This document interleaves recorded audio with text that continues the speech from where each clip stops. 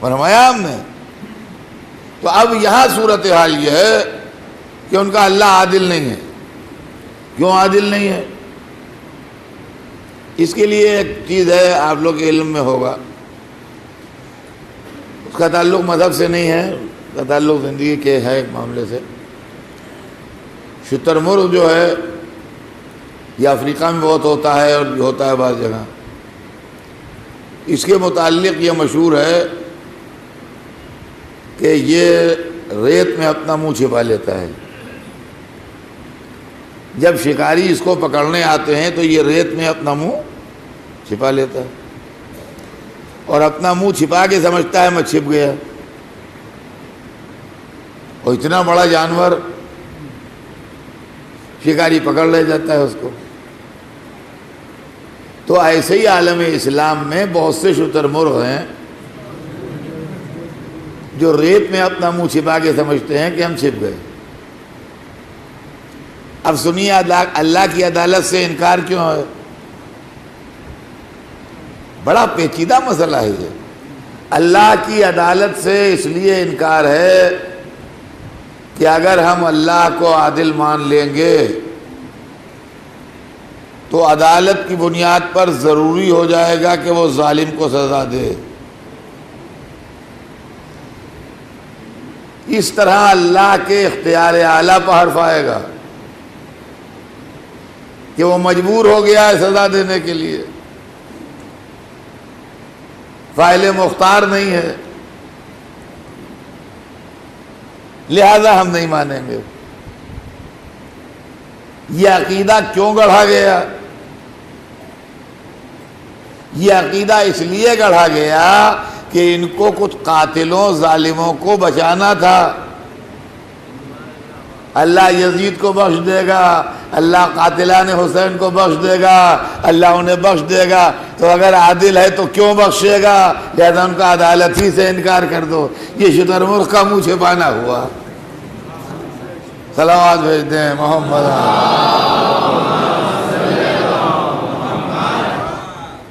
تو عقیدہ بگڑا اور اللہ کی عدالت کے قائل نہیں ہوئے لوگ.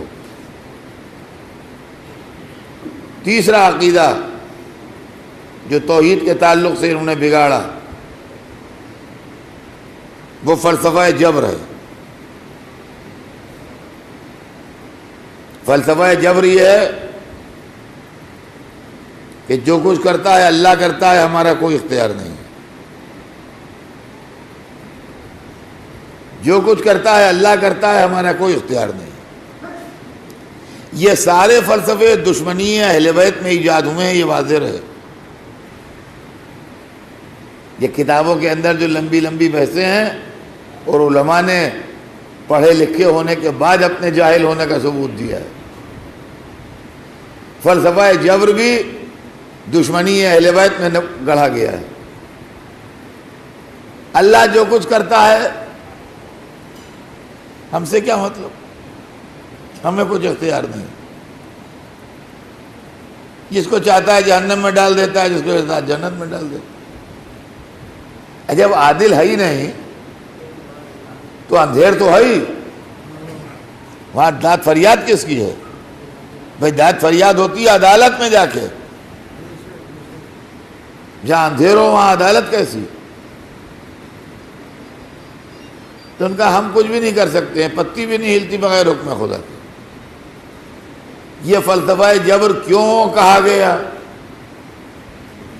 یہ فلسفہ جبر اس لیے ایجاد ہوا کہ یزید کو بچا لیں.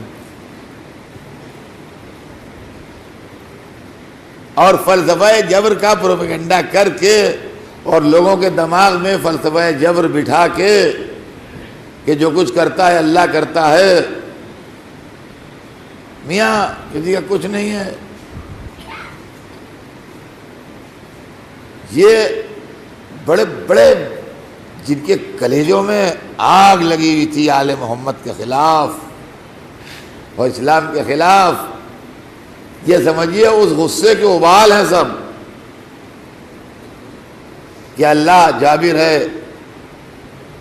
اور نتیجہ ہے کہ اب وہ بیان کر رہے ہیں کہ جس کو چاہتا ہے ہدایت دیتا ہے، جس کو چاہتا ہے نہیں دیتا ہے.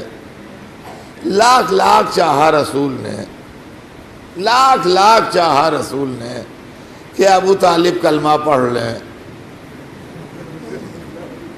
مگر انہوں نے نہ پڑھا، نہ پڑھا۔ کیوں نہ پڑھا؟ اللہ نہیں چاہتا تھا۔ یعنی یہ اسلام ہے جس میں اللہ اور رسول میں ایسی ٹھنی ہوئی ہے۔ آپ سوچئے کیا تماشا ہے، مذہب کھلونا ہے۔ وہاں یہ ہو رہا ہے قرآن میں کہ آپ چاہتے ہی نہیں مگر وہی جو خدا چاہتا ہے، آپ بولتے ہی نہیں مگر وہی جو وہی ہوتی ہے۔ یہاں مولوی صاحب کا یہ بیان ہو رہا ہے کہ لاکھ چاہا، ورنہ وہ نہیں چاہتا تھا۔ نہ جانے کیا دشمنی تھی اس کو ابو طالب سے، کیا دشمنی تھی ابو طالب سے کہ حبیب نے بھی چاہا مگر وہ نہیں چاہتا تھا، نہ پڑھنے دیا اس نے کلمہ۔ تو ایک طرف تو کلمہ نہیں پڑھنے دیا، دوسری طرف سزا دینے کھڑے ہو گئے کہ یہ کوئی اللہ ہوا؟ ہمارا جو کام ہم آپ نہ کریں گے وہ اللہ کرے گا؟ سوچیے آپ، فلسفہ جبر، اور یہی فلسفہ جبر ہمارے سامنے آتا ہے محرم میں۔ کیوں کہ صاحب میاں سب کچھ اللہ کے قبضے میں ہے، اب کون ہے جو کہے کہ نہیں ہے؟ تو یہ بات ایسی ہے کہ ہر ایک کے بس میں نہیں ہے کہے کہ جی نہیں، غلط کہتے ہیں آپ اللہ کے قبضے میں نہیں ہے۔ میاں جو کچھ اللہ کے قبضے میں ہے کہ جی ہاں، ایک پتی نہیں ہل سکتی بغیر حکم خدا کے،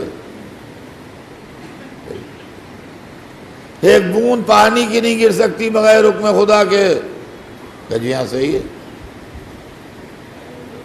اب جب اچھی طرح سے آدھے گھنٹے انہوں نے حکم خدا کر لیا، کہنے لگے خواہ مخواہ کے لیے لوگ روتے پیٹتے ہیں۔ ارے اتنا بڑا واقعہ ہے کربلا بغیر حکم خدا کے ہو جاتا؟ جو اللہ کی مرضی تھی وہ ہوا، ان میں رونا کہے گا اور پیٹنا کہے گا اور سینہ زنی کہے گی اور ماتم کہے گا اور مجلس کہے گا۔ اللہ کی جو مرضی تھی وہ ہوئی، جو اللہ نے چاہا وہ ہوا۔ اس میں جھگڑے کون سی بات؟ تو اس سے ہمارے لڑکے بھڑکتے ہیں۔ ہم نے کہا کوئی بات نہیں میاں، کہ تو بالکل ٹھیک ہے، اب تم کہو کہ بغیر اللہ کے حکم کے ایک پتی نہیں ہلتی، بغیر اللہ کے حکم کے ایک بوند پانی نہیں گرتی، ہم کو کچھ نہیں بولنا چاہیے حسین کی شہادت پر اس لیے کہ حکم خدا سے ہوئی ہے۔ اسی فلسفے کے تحت آپ بھی بالکل چپ رہیے جب علم اٹھے، اس لیے کہ اتنے بڑے بڑے علم بھی حکم خدا کیسے اٹھ جائیں گے؟ اللہ کی مرضی یہی ہے اس لیے اٹھ رہے ہیں۔ لو بھائی ہم علم اٹھائیں تو اپنی طرف سے ہے، اور یزید حسین کو شہید کرے تو حکم خدا سے ہے۔ یہ کون سا فلسفہ ہے بھائی؟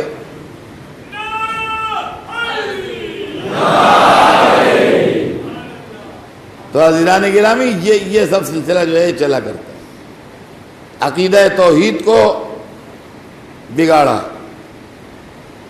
دکھائی دے گا اور کالا ہے اور سولا ہے اور عادل نہیں ہے اور جابر ہے اور یہ تمام چیزیں۔ اسی چیز نے آگے بڑھ کے عقیدہ نبوت کو بگاڑا اور نبی کے لیے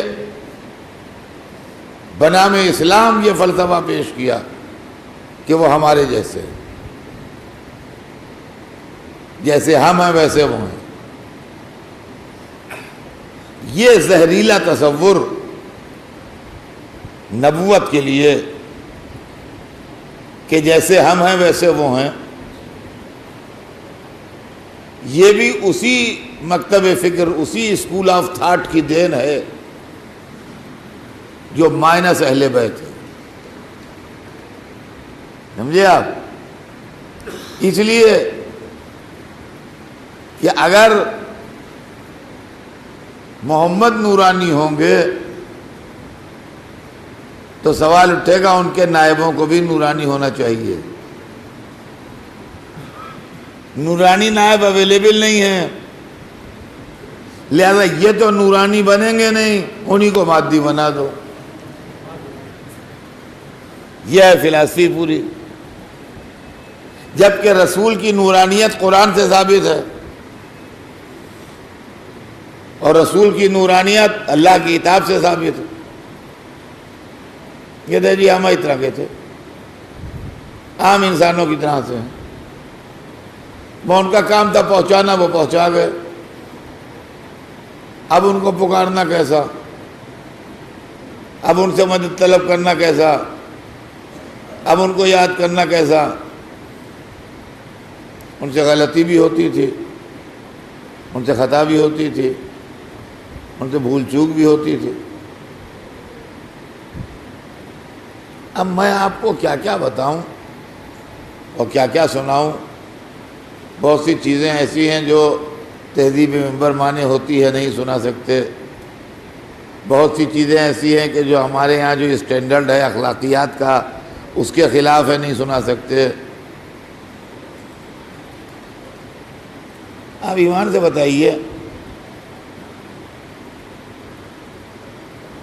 آپ کی مسجد ہے، پیش نماز آپ کے یہاں ہے، حالانکہ معصوم پیش نماز نہیں ہے، یا کوئی نبی یا امام کبھی نہیں آیا یا نماز پڑھانے.